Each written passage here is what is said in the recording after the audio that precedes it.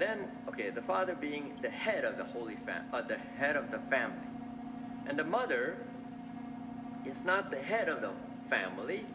The mother is the heart of the family. So you mothers have your role, important role. The mother is the heart of the family, and her role is one of reconciliation in time of crisis, understanding and compassion in time of pain, sensitivity to human needs, and intuition in times of decision. She is love, and love upholds the entire family. And mother, isn't that what Paul said to the Colossians? Over all these, put on love. That is the bond of perfection. So, sometimes mother wants to be the head of the family, wants to lead, wants to direct the entire family. That's not her role. Her role, that is reserved to the father. Mother continued, a woman was created to give the world a spirit of sacrifice, self-control, gentleness, beauty, intuition, love, understanding, patience.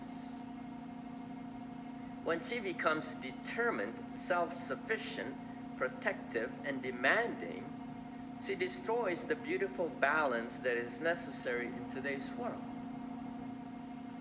She was created by God to complement man.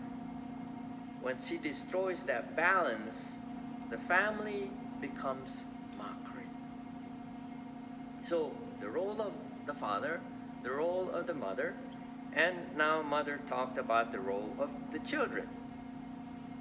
The children are the fruit of the love of two people joined together by God. Their role is to learn, to share, to enjoy, to obey, to care, and to experience the love of God as manifested by their parents. When children become the head of the family by disobedience or selfishness, they no longer function as healthy members. The light-hearted joy that a child should contribute is turned into sadness. The light of love is turned into the darkness of fear and confusion. So each member of a family must respect each other's role within that family, and in this way the family is able to solve any problems, any difficulty, or any challenge in life. And furthermore, in addition to the role, I just wanted to highlight some things from the readings from today's Mass, because God does provide us specific directives, specific instructions, so to speak, through His words. He gives us specific roles, what each of us is to do. First, the book of Sirach. This book emphasizes, this particular passage emphasizes the role of parents and children. And we always have to remember this. God gives authority to parents. God gives authority to parents. And sometimes we children and we adult children used to be little children. And we wanted to rebel. We wanted to be a leader and so forth. But God gives authority to parents. We don't have that authority. And parents should not be afraid to use that authority in order to bring order in the house. Of course, this is not to be abused. And parents ought not to be afraid to use that legitimate authority over your children, especially to discipline, to challenge.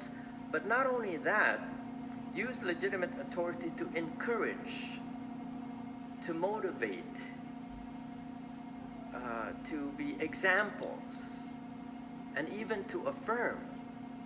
Even to affirm. God is on your side, and children needs to know. This role of affirming is so important. I never really understood it in the past, but I'm understanding more and more, and I'm seeing it more and more how important it is and how vital it is in the family life, beginning in the family life, especially when the child is very young. And I say especially to fathers here, to fathers who are listening. Yes, for us men to say I love you, for some of us requires some heroic act of dying to one's self-will and ego. Not late last year, I know one young man who is now with the Chinaclo community, who's had some drug abuse, addiction, and so forth. And anyway, without going to the detail, a lot of the story that he shared with me, he told me that his father specifically told him, his father specifically taught him never to say, I love you. That's not a man thing. And some of you already responded, that's not the right thing. And so this young man, wonderful young man, I see this young man can be a very great leader in the future. And his father never told him, I love you. He never experienced that affirmation. He never heard from his own father that he's loved. And then there was a woman who longed for her father's love and encouragement. She never really got it at home. So when you don't get it at home, one would look elsewhere, simply put. And this is a true story. Unfortunately, this woman got involved with being an actress in pornography business. And everything she did leading up to working in the pornography industry, and during the time she worked there, she mentioned that her goal was trying to get that affirmation, that encouragement, that love which she never got from her father. And she did have a great conversion, that she experienced God's love, which healed that emotional missing piece in her life. And eventually she got out of that business, and she worked very hard to get other prostitutes, other pornography actors and actresses to get out of that devilish workshop.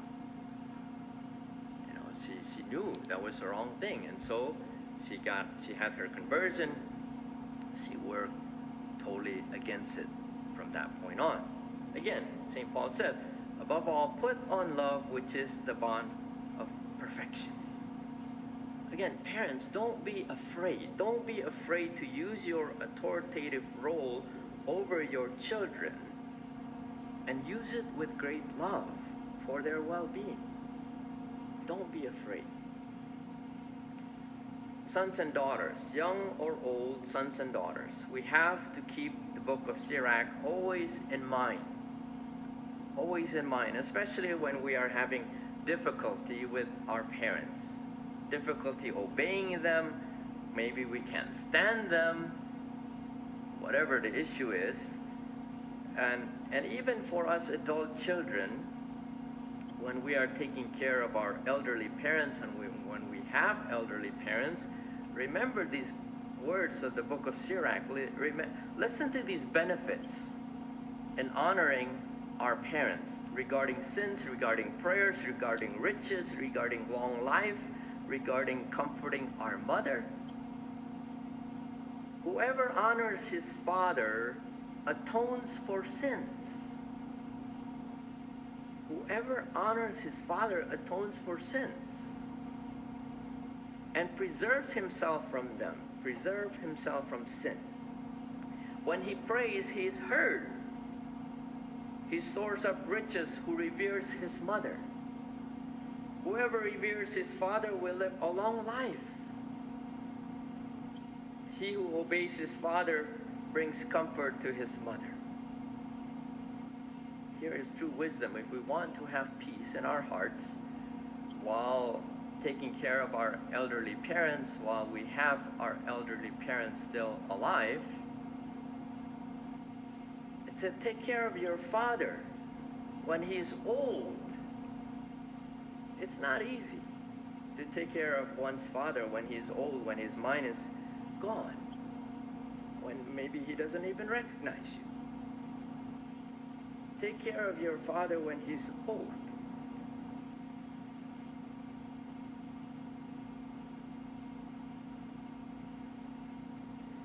Grieve him not as long as he lives. And again, this is from the book of Sarah. Even if his mind fail, be considerate of him. Kindness to a father will not be forgotten, firmly planted against the death of your sins. That's what kindness to a father